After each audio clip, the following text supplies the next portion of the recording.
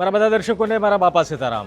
Budget સત્ર વિધાનસભાનું શરૂ થઈ ચૂક્યું છે અને બીજી તરફ આમ આદમી પાર્ટીના 4 ધારાસભ્યો આજે શંકર ચૌધરીના ગુસ્સાનો ભોગ બની ગયા। આખો મામલો શું છે, કયો મુદ્દો ઉઠાવતા હતા અને શંકર ચૌધરી જે વિધાનસભાના અધ્યક્ષ છે એમણે કેવા કડવા શબ્દોમાં આમ આદમી પાર્ટીના 4 ધારાસભ્યોને ટકોર કરી છે જાણીશું। પરંતુ એ પહેલાં કહી દઉં, આપ નિષ્કર્ષ જોઈ રહ્યા છો। મારું નામ છે નિશિત રાજગુરુ।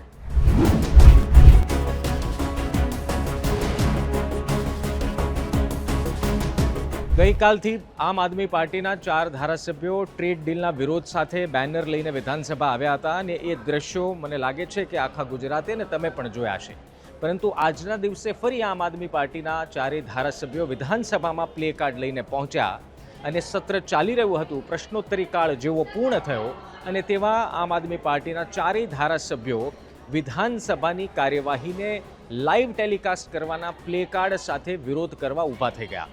હવે આ વાત વિધાનસભાના અધ્યક્ષ શંકર ચૌધરીને પસંદ ન આવી અને શંકર ચૌધરીએ ખૂબ જ કડક શબ્દોમાં 4 ધારાસભ્યોને ટકોર કરી। તેમણે કહ્યું કે તમે માત્ર સસ્તી પ્રસિદ્ધિ માટે અને મીડિયામાં હાઇલાઇટ થવા માટે આ વિરોધ પ્રદર્શન કરો છો, આ કોઈ પદ્ધતિ નથી।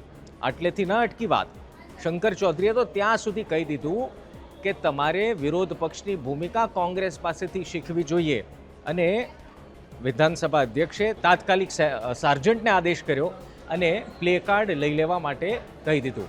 4 ધારાસભ્યો પાસેથી પ્લે કાર્ડ લઈ લેવામાં આવ્યા અને બીજી તરફ શંકર ચૌધરીએ કહ્યું કે આવી સસ્તી પ્રસિદ્ધિ કરીને શું તમને એવું લાગે છે કે તમને જનતાનો પ્રેમ વધુ મળશે?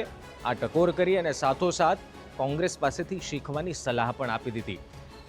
અંતમાં શંકર ચૌધરીએ એક જ લાઇનમાં વાત પૂર્ણ કરતા કહ્યું કે તમને જવાબ અત્યારે નહીં મળે અને જો તમારે જવાબ જોતો હોય તો પહેલાં વિધાનસભાના નિયમોની ચોપડી વાંચીને આવજો।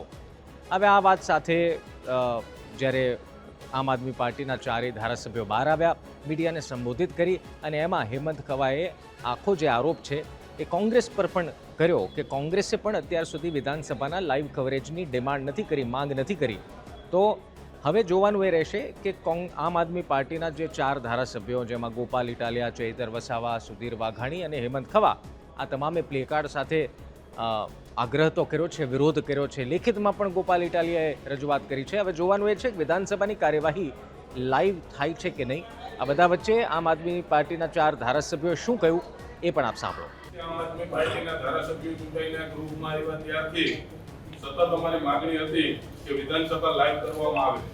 આના માટે થઈ અને અનેક વખત અધ્યક્ષશ્રીને પત્રો લખ્યા, માનનીય મુખ્યમંત્રીશ્રીને પણ આ અંગે ધ્યાન દોર્યું, છતાં પણ માત્ર ભાજપ અને કોંગ્રેસની મિલીજુલી સરકાર જે પ્રજાહિતના કામો કરવાના બદલે ભાગબટાઈ કરતી હોય એ રીતે કામ કરી રહી છે, એ ગુજરાતની જનતા સમક્ષ ખુલ્લું ના પડે એના માટે થઈ અને કોંગ્રેસે પણ ક્યારે પણ વિધાનસભા લાઈવ કરવાની માંગ પાછલા 20 વર્ષોમાં ઉઠાવી નથી।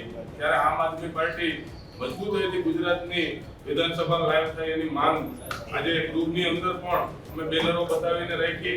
આ દેશની લોકસભા, રાજ્યસભા, સુપ્રીમ કોર્ટ, હાઈકોર્ટમાં અનેક સેન્સિટિવ મુદ્દાઓની પણ ચર્ચા થતી હોય છતાં પણ લાઈવના માધ્યમથી જનતાને બતાવવામાં આવે છે કે ગુજરાતના લોકોનો સંપૂર્ણપણે અધિકાર અને હક છે કે ગુજરાત વિધાનસભાની અંદર જે ઘટનાઓ બની રહી છે, જે વિરોધ પક્ષના ધારાસભ્યો મજબૂતાઈથી ગુજરાતના લોકોનો અવાજ રજૂ કરી રહ્યા છે એ અને સરકારના નમાલા મંત્રીઓ જે જવાબ દેવાને પણ લાયક નથી, એની તમામ કામગીરી છે એ ગુજરાતની જનતા જોઈ શકે, જેના માટે થઈ અને લાઈવ કરવામાં આવે એવી માંગ આજે આમ આદમી પાર્ટીના ધારાસભ્યો દ્વારા ગૃહમાં ઉઠાવવામાં આવી। તો ફરી એક વખત વિધાનસભાની આખી કાર્યવાહીને લાઈવ ટેલિકાસ્ટ કરવાનો મુદ્દો આમ આદમી પાર્ટીના નેતાઓએ ઉઠાવ્યો છે।